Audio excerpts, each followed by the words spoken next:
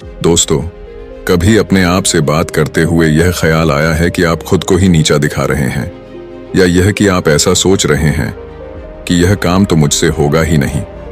जी हाँ, कई बार हम खुद से ही ऐसी बातें कर लेते हैं जो हमें अंदर ही अंदर कमजोर बना देती हैं। जैसे यह काम तो मुझसे होगा ही नहीं, या मैं हमेशा गलतियां ही करता हूं। ये सब बातें अपने आप से नकारात्मक रूप से बात करना है। ये सुनने में भले ही छोटी बात लगे, लेकिन यह अंदर ही अंदर हमें बहुत कुतर है। यह नकारा आत्मचिंतन है और इसका हमारे मन पर बहुत बुरा असर पड़ता है। दोस्तों, यह हम सभी एक यात्रा पर हैं। जन्म लेने के बाद से ही हमारी यह यात्रा प्रारंभ हो जाती है और यह यात्रा हमारी मृत्यु तक चलती है। इस यात्रा में हम ना जाने कितने उतार चढ़ाव देखते हैं, ना जाने ही कितनी बार सुख और दुख भी भोगते हैं।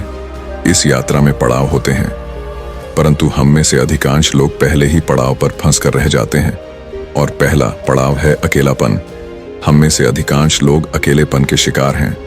हम में से हर कोई कहीं ना कहीं अपने आप को अकेला महसूस करता है, और इसी अकेलेपन के कारण हम में से अधिकांश लोग अवसाद अर्थात डिप्रेशन में भी चले जाते हैं। जब भी हम किसी मुसीबत में फंस जाते हैं, उस वक्त हमें यह एहसास होता है कि हमारे सिवा यहाँ पर हमारा और कोई नहीं है। और यह एहसास बहुत ही भयानक होता है, क्योंकि हमने तो हमेशा केवल एक ही बात सोची है, और वह यह कि हम अकेले नहीं हैं। हमारे साथ हमारा परिवार है, हमारे मित्र हैं, हमारे सगे संबंधी हैं, जो हर परिस्थिति में हमारा साथ अवश्य देंगे। लेकिन जब कोई विपदा आ पड़ती है, ऐसी कोई परिस्थिति आ पड़ती है और हमें उनका साथ नजर नहीं आता, तो उस वक्त हम भीतर ही भीतर पूरी तरह से टूट जाते हैं और हमें उनकी कमी महसूस होने लगती है। विचार और ज्ञान जो आपको जीवन में शांति और प्रेरणा प्रदान करेंगे।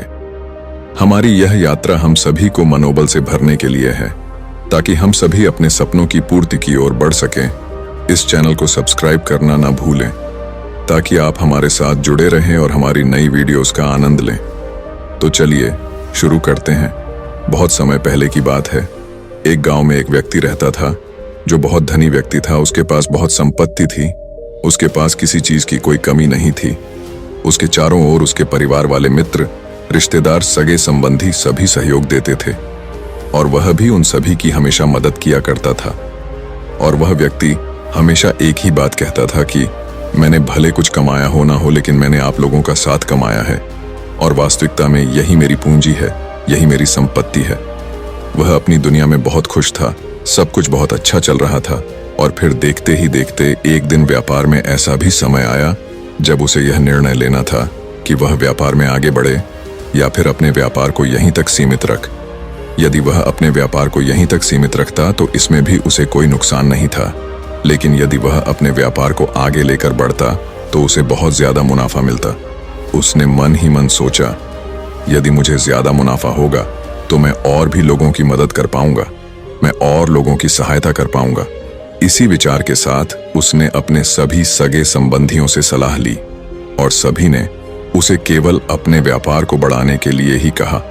उन सभी की बातों को मानकर उसने यह तय किया कि चलो, आखिर इतने सारे लोग कह रहे हैं तो क्यों ना मैं अपने व्यापार को और उन्नति तक ले जाता हूं, और यदि कुछ गलत हो भी गया तो इतने सारे लोग मेरे साथ हैं, ये लोग बुरे समय पर मेरा साथ अवश्य देंगे। यह सोचकर उस व्यक्ति ने अपने व्यापार को बढ़ाने की हर मुमकिन कोशिश की, बहुत मेहनत की, लेकिन वह अपने व्यापार को बढ़ा ना सका, और इसी कारणवश वह अपने पुराने व्यापार पर भी ध्यान ना दे सका, जिस कारण उसे व्यापार में बहुत बड़ा नुकसान झेलना पड़ा। देखते ही देखते वह पूरी तरह से कर्ज में डूब चुका था, लेकिन अब भी वह बहुत खुश था, वह बहुत शत था।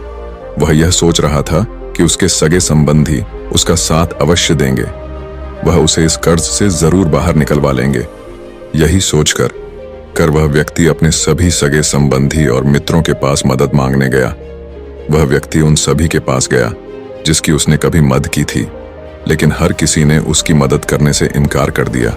हर किसी ने कुछ ना कुछ बहाना बनाकर उसे मना कर दिया, और अब इतनी बड़ी भीड़ में उसके माता पिता और उसके भाई बहन के अलावा उसके साथ और कोई खड़ा नहीं था। देखते ही देखते वह व्यक्ति और भी ज्यादा चिंतित रहने लगा। वह बहुत परेशान रहने लगा और उसने अपना आत्मविश्वास भी पूरी तरह से खो दिया था। इस कारण देखते ही देखते हालात बद से बदतर होते जा रहे थे। अब तो हालात ऐसे हो चुके थे कि उसके घर में खाने के लिए भोजन तक नहीं था, और तभी उसके माता पिता और उसके भाई बहन ने भी उन सब के लिए उसे ही जिम्मेदार ठहराना शुरू कर दिया। उसे तरह तरह की बातें सुनाने लगे, तरह तरह के ताने मारने लगे। उन सब की यह बातें सुनकर वह अंदर से पूरी तरह से टूट चुका था, वह पूरी तरह से बिखर चुका था। तब उसे इस बात का एहसास हुआ कि लगता है अब मुझे एक बार फिर मेहनत करनी पड़ेगी। जैसा सब कुछ पहले था मुझे वह सब कुछ एक बार फिर हासिल करना पड़ेगा। मुझे एक बार फिर धन कमाना पड़ेगा।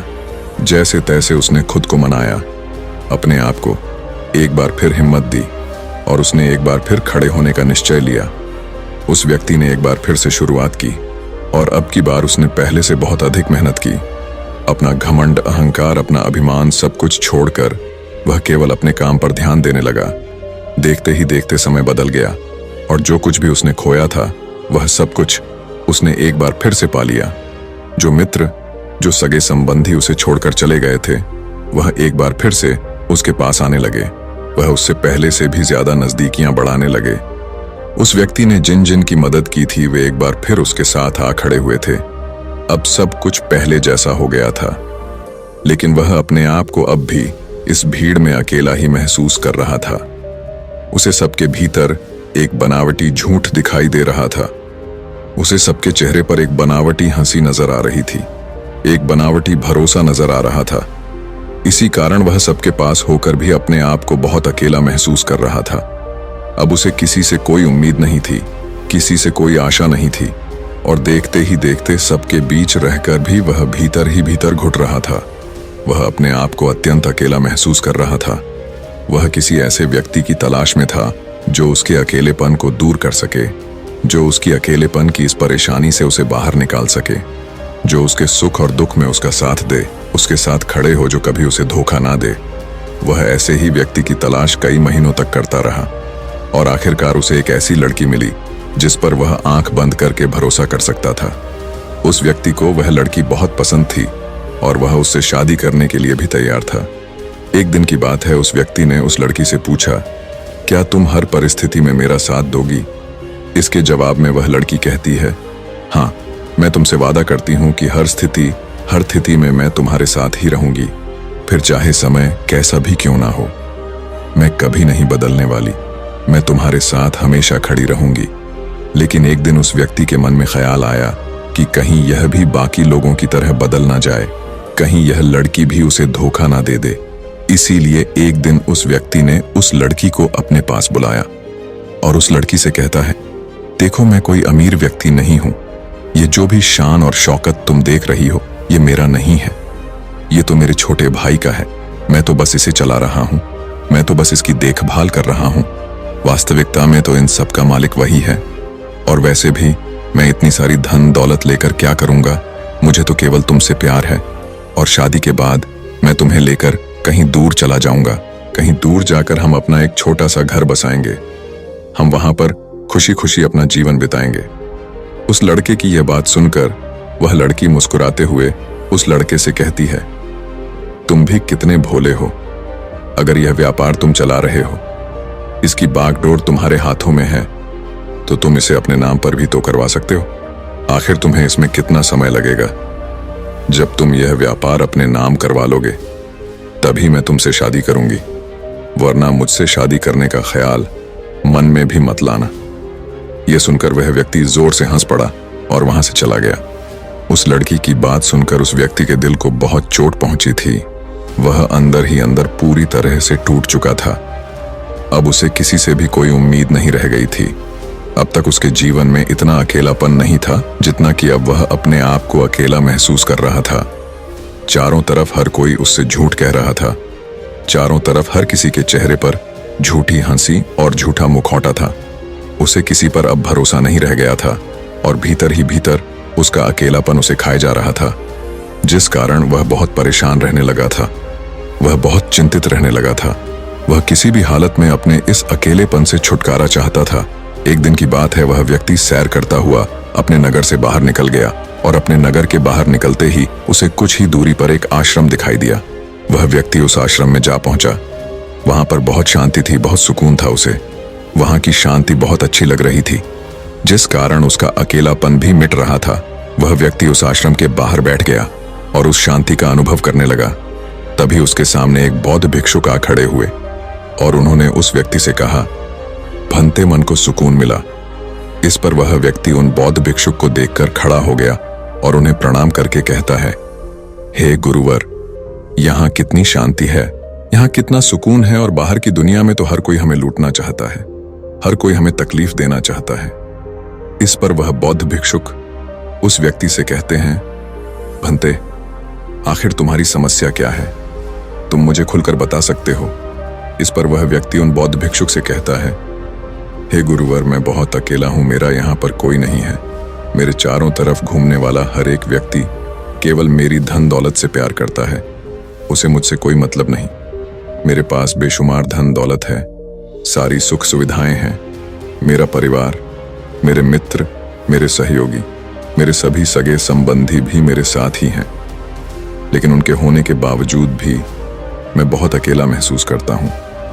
मुझे ऐसा प्रतीत होता है कि मेरे पास सब कुछ होकर भी मेरे पास कुछ नहीं है। उन बौद्ध भिक्षु ने उस युवक की सारी बातें ध्यानपूर्वक सुनी और उसके बाद वह उस व्यक्ति से कहते हैं, भंते, मनुष्य जन्म से लेकर मृत्यु तक 2 पड़ाव में जीवन जीता है। पहला पड़ाव किसी भी मनुष्य को बड़ी सहजता से मिल जाता है, जिसमें उसे यह एहसास होता है कि इस जीवन में वह अकेला है। अकेलापन उसे कुछ इस प्रकार से घेर लेता है कि उसे और कुछ नजर नहीं आता। उसे ऐसा लगता है कि सब कुछ उसके पास है, लेकिन फिर भी उसका कुछ नहीं। दूसरों से उसकी सारी उम्मीदें टूट जाती हैं और वह बहुत एकांत में रहने लगता है। वह बहुत चिंतित और परेशान रहने लगता है। इसी अकेलेपन को समाप्त करने के लिए वह जिंदगी भर यहाँ से वहां भटकता है। वह इस संसार में तरह तरह की चीजों को पाना चाहता है जिससे उसका एकांत मिट सके, परंतु वह यह भूल जाता है कि यह सभी चीजें तो एक ना एक दिन उसके हाथ से छूट ही जाना है। अंत में तो उसे सीफम अकेले ही जाना है और अधिकांश लोग इसी चक्र में फंसे रह जाते हैं। वह इस अकेलेपन को भरना तो चाहते हैं पर कभी भर नहीं पाते। तभी वह व्यक्ति उन बौद्ध भिक्षु से कहता है, हे गुरुवर, किंतु यह तो पहला पड़ाव हुआ, और अगर पहले पड़ाव में ही हमारा जीवन समाप्त हो जाता है तो हमारे जीवन में दूसरा पड़ाव कब शुरू होगा? इस पर वह बौद्ध भिक्षु मुस्कुराने लगे और उस युवक से कहते हैं, भंते, हम मनुष्य हैं और हमें अपने जीवन की यात्रा करने के लिए एक निर्धारित समय मिलता है, और हम में से अधिकांश लोग अपने जीवन की यात्रा के लिए जो उन्हें समय मिला है जन्म से मृत्यु तक का, वह उसी पड़ाव में फंस कर रह जाते हैं। वह उससे कभी निकल नहीं पाते। वह अपने जीवन को उस दूसरे पड़ाव तक ले ही नहीं जा पाते, क्योंकि हम अपने जीवन में उस व्यक्ति तक पहुंच ही नहीं पाते जो हमें अपने जीवन की यात्रा में दूसरे पड़ाव पर ले जा सकता है, जो हमारे जीवन से अकेलेपन को समाप्त कर सकता है और अकेलेपन की इस यात्रा का दूसरा पड़ाव है। तभी वह व्यक्ति उन बौद्ध भिक्षु से कहता है, हे गुरुवर, आखिर ऐसा कौन है जिसके जीवन में आने के बाद हमारे जीवन का अकेलापन समाप्त हो जाता है? मुझे तो आज तक कोई ऐसा नहीं मिला। मुझे तो जो लोग भी मिले वे सभी मुझे धोखा देना चाहते हैं। वे सभी मेरी संपत्ति चाहते हैं। हे गुरुवर, कृपया करके मेरा मार्गदर्शन करें। इस पर वह बौद्ध भिक्षु उस युवक से कहते हैं, भंते, वह कोई और नहीं है बल्कि वह तुम खुद ही हो। तुम जिस खुशी को, जिस एकांत को बाहर ढूंढ रहे हो, वह कहीं और नहीं बल्कि तुम्हारे भीतर ही है। क्या तुमने कभी खुद को खोजने का प्रयास किया है? क्या तुमने खुद को कभी जानने का प्रयास किया है? तुम्हारे जीवन का सबसे बड़ा शुभ चिंतक कोई और नहीं बल्कि तुम ही तो हो। चाहे समय कैसा भी क्यों ना हो, चाहे परिस्थितियां कैसी भी क्यों ना हो, तुम ही हो जो हर परिस्थिति में, हर समय में अपने साथ खड़े रहोगे। फिर ऐसे में तुम दूसरों पर भरोसा क्यों करते हो कि किसी भी परिस्थिति या किसी भी समय पर वह तुम्हारा साथ देंगे? जब तुम्हें स्वयं खुद पर भरोसा नहीं, जब तुम खुद को ही नहीं जानते, तो तुम दूसरों पर भरोसा कैसे कर सकते हो? आगे वह बौद्ध भिक्षु उस युवक से कहते हैं, भंते, जिसने खुद को जान लिया, जिसने खुद से प्रेम करना सीख लिया, जिसने खुद पर भरोसा करना सीख लिया, वह जीवन की यात्रा के दूसरे पड़ाव पर पहुंच ही जाता है और उसका अकेलापन भी हमेशा हमेशा के लिए समाप्त हो जाता है और उसे एकांत प्राप्त होता है। अकेलापन एक ऐसी अवस्था है जहां हमें दूसरों की तलाश होती है। हमें ऐसा लगता है कि कोई दूसरा ही हमें इस अवस्था से बाहर निकाल सकता है, वह हमारे मन के भीतर इस कमी को दूर कर सकता है। और वहीं पर दूसरी तरफ एकांत ऐसी अवस्था है जहां पर हम खुद को जान पाते हैं, खुद को समझ पाते हैं, हम अपने साथ होते हैं, हमें खुद पर यकीन होता है और हम अपने साथ होते हैं, बाकी कोई और हमारे साथ नहीं होता। दुनिया की इस भीड़ में होते हुए भी वह एकांत ही होता है। ऐसा व्यक्ति इस दुनिया में किए गए किसी भी कार्य से विचलित नहीं होता और ना ही उसे कभी कोई धोखा दे पाता है और ना ही कभी कोई उसका लाभ उठा पाता है। और ऐसा इसलिए हो पाता है क्योंकि वह अपने साथ है, उसे केवल खुद पर यकीन है और वह खुद पर ही भरोसा करता है और वह एकांत में है, इसलिए उसकी समझ के दायरे भी बढ़ते चले जाते हैं और तब वह अपने जीवन की असली यात्रा पर आगे बढ़ चलता है, जहां वह खुद को जानता है, खुद को पहचानता है और अपनी काबिलियत को अच्छी तरह से निखार पाता है। उन बौद्ध भिक्षु के मुख से यह सारी बातें सुनकर वह व्यक्ति उन बौद्ध भिक्षु से कहता है, हे गुरुवर, आप सत्य कहते हैं। मैंने कभी अपने आप के बारे में सोचा ही नहीं, मैंने कभी भी अपने आप पर ध्यान दिया ही नहीं। जब सभी लोग मुझसे मुंह मोड़ रहे थे, सभी लोग मेरा साथ छोड़ रहे थे, तब भी मैंने अपने ऊपर ध्यान नहीं दिया। हाँ, यह बात और है कि उस वक्त मैं अपने साथ ही था, लेकिन मैंने अपने ऊपर ध्यान नहीं दिया। मैंने हर बार खुद को खड़ा किया है, मेरे हर गम में मैं रोया था और अपनी हर खुशी पर मैं ही हंसा था। जीवन के बुरे दौर में, बुरी परिस्थितियों में मैंने ही खुद को संभाला था। हे गुरुवर, मैं खुद के इतना नजदीक था, लेकिन फिर भी मैं अपने आप पर कभी ध्यान नहीं दे पाया और अपने जीवन काल में केवल उन लोगों के पीछे भागता रहा, उन लोगों को ढूंढता रहा जिस पर मैं भरोसा कर सकूं, जिनके कारण मेरे जीवन का अकेलापन दूर हो सके। लेकिन अब मेरे ऊपर जो अकेलेपन का बोझ था वह हट चुका है और अब मैं आगे की यात्रा करना चाहता हूं, अर्थात मैं अपने एकांत में जाना चाहता हूं, जहां मेरे साथ केवल मैं ही रहूं और किसी के लिए कोई जगह ना हो। इतना कहकर उस व्यक्ति ने उन बौद्ध भिक्षु को प्रणाम किया और वापस अपने घर लौट गया। दोस्तों, हमारा जीवन भी अकेलेपन से भरा हुआ है। किसी को किसी चीज की कमी है तो किसी के पास सब कुछ होते हुए भी वह अकेला है और इस अकेलेपन का कारण हमेशा दूसरे ही होते हैं। जीवन में यह अकेलापन आना जरूरी होता है क्योंकि इसके आए बिना हम एकांत की महत्वता को नहीं समझ पाएंगे और ना ही उसे पाने की ओर आगे बढ़ पाएंगे, जहां हमें किसी से कोई उम्मीद नहीं होती। हम केवल हमारे साथ होते हैं, हम अपने साथ हमेशा खुश रहते हैं। इतनी बड़ी भीड़ में केवल कुछ ही लोग होते हैं जो एकांत में रह पाते हैं, जो खुद को जान पाते हैं, खुद को पहचान पाते हैं और वह अपने जीवन में परिवर्तन भी ला पाते हैं। वह अपने जीवन में जो चाहते हैं वह कर सकते हैं, वह इस भीड़ पर भी राज कर सकते हैं और वह चाहे तो इस भीड़ को जहां चाहे वहां ले जा सकते हैं। जो व्यक्ति एकांत में रहता है उसके विचार बहुत ही शक्तिशाली होते हैं।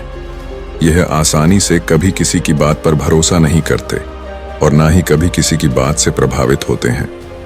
लेकिन एकांत का अर्थ यह भी नहीं कि आप यह संसार छोड़कर, अपना घर बार छोड़कर कहीं पर चले जाएं। इसका अर्थ तो यह होता है कि आप इस भीड़ में रहकर, इस संसार में रहकर भी आप इस भीड़ का हिस्सा ना बने और ना ही संसार का हिस्सा बने। हाँ, संसार के सारे कार्य करते हुए भी आप अपने साथ रहे, अपने आप खुश रहे, अपने दुख में रोए, अपनी खुशी में हंसे और खुद पर भरोसा करें।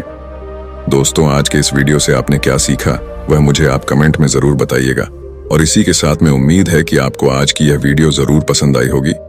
तो इस वीडियो को लाइक और अपने दोस्तों के साथ शेयर भी जरूर कीजिएगा और हमें ऐसे ही सपोर्ट करने के लिए चैनल को सब्सक्राइब और घंटी बटन को जरूर दबा दीजिएगा। तो चलिए फिर मिलते हैं ऐसी एक और वीडियो में, तब तक के लिए अपना ख्याल रखें। धन्यवाद और नमो बुद्धाय।